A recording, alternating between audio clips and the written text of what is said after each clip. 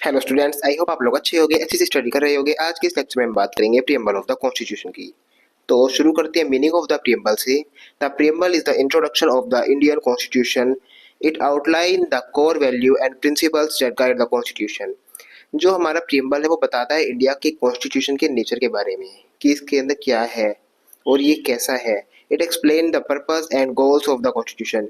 ये बताता है हमारे कॉन्स्टिट्यूशन के पर्पस के, कि उसको बनाया क्यों गया था और उसके गोल्स के बारे में, such as justice, liberty, equality, fraternity for all citizens of India.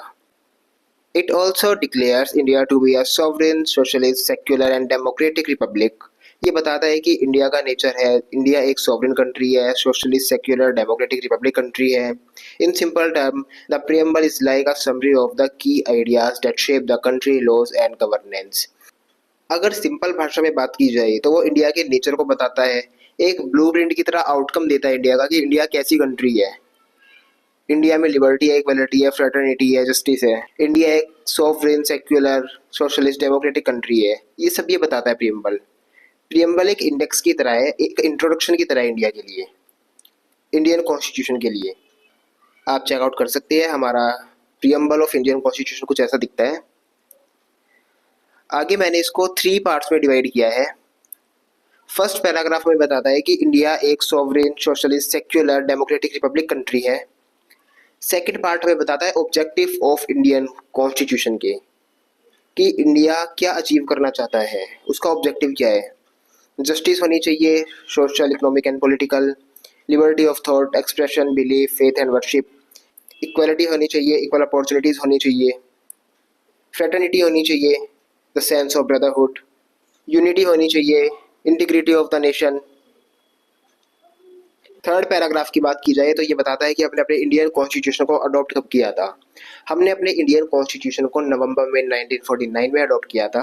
The preamble reflect the fundamental principles and the core values. जो हमारा प्रीएम्बल है वो रिफ्लेक्ट करता है, वो बताता है हमारे फंडामेंटल प्रिंसिपल्स के बारे में, कोर वैल्यूज के बारे में। On which the Indian constitution is based, जिनके ऊपर इंडियन कॉन्स्टिट्यूशन बेस करता है। Emphasise justice, liberty, equality, fraternity.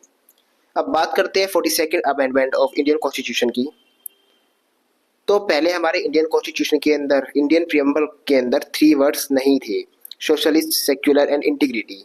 ये तीनों के तीनों हमने अडॉप्ट किए 42nd अमेंडमेंट में, जिसको पास किया था 1946 के अंदर। अब बात करते हैं ओरिजिन ऑफ प्रीएम्बल की। प्रीएम्बल का ओरिजिन कहाँ से हुआ। Inspiration from the objective resolution. The preamble was heavily inspired by the objective resolution. मतलब जो हमारा प्रीएम्बल है वो बहुत ज़्यादा प्रभावित है, इंस्पायर्ड है हमारे ऑब्जेक्टिव रेजोल्यूशन से, which was drafted and introduced by Jawaharlal Nehru in 1946।